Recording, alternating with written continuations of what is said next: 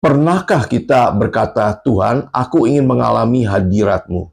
Tetapi di dalam hati kita bertanya, sebenarnya mengalami hadirat Tuhan itu seperti apa? Banyak orang mengira mengalami hadirat Tuhan berarti merinding, menangis, melihat sesuatu yang luar biasa, atau merasakan sensasi rohani tertentu. Padahal Alkitab menunjukkan sesuatu yang lebih dalam dari itu. Mengalami hadirat Tuhan bukan pertama-tama soal merasakan sesuatu. Mengalami hadirat Tuhan adalah ketika kita menjadi sadar bahwa Tuhan benar-benar ada, dekat, dan sedang bekerja dalam hidup kita.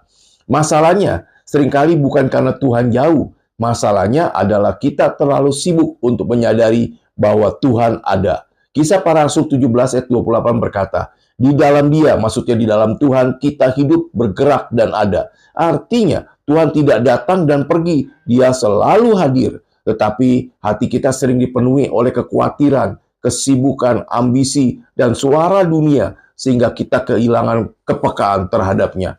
Lalu bagaimana cara mengalami hadirat Tuhan dalam kehidupan sehari-hari? Pertama, carilah Tuhan, bukan hanya pertolongannya. Seringkali doa kita hanya berisi daftar kebutuhan. Tapi cobalah mulai berdoa, Tuhan, hari ini aku ingin mengenal-Mu lebih dalam. Paulus berkata dalam Filipi pasal 3 ayat 10, yang ku kehendaki ialah mengenal Dia, bukan sekedar menerima sesuatu dari Dia. Kedua, sediakan waktu untuk diam di hadapan Tuhan. Mazmur 46 ayat 10 berkata, diamlah dan ketahuilah bahwa akulah Allah. Kadang Tuhan berbicara bukan melalui suara yang keras, tapi melalui hati yang tenang. Ketiga, belajar menyadari kehadiran Kristus dalam aktivitas kita sehari-hari. Saat bekerja, saat mengemudi, saat memasak, saat berjalan, arahkan hati kita kepada Tuhan dan katakan, Tuhan Yesus, terima kasih karena Engkau ada di sini bersamaku. Itulah yang disebut hidup dalam kesadaran akan hadirat Tuhan. Dan yang terakhir, ini yang paling penting. Tanda terbesar seseorang mengalami hadirat Tuhan bukanlah ia sering merinding saat ibadah, tetapi hidupnya berubah. Ia menjadi lebih rendah hati, lebih mengasihi, lebih taat, lebih bergantung kepada Kristus daripada kepada dirinya sendiri. Karena tujuan hadirat Tuhan bukan sekedar memberi pengalaman rohani.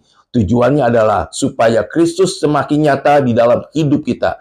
Jadi hari ini, jangan hanya mencari pengalaman tentang Tuhan.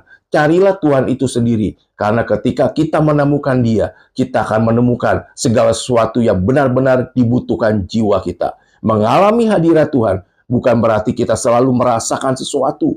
Mengalami hadirat Tuhan adalah hidup dengan kesadaran bahwa Kristus ada di dalam kita, berjalan bersama kita, dan sedang membentuk kita menjadi serupa dengannya setiap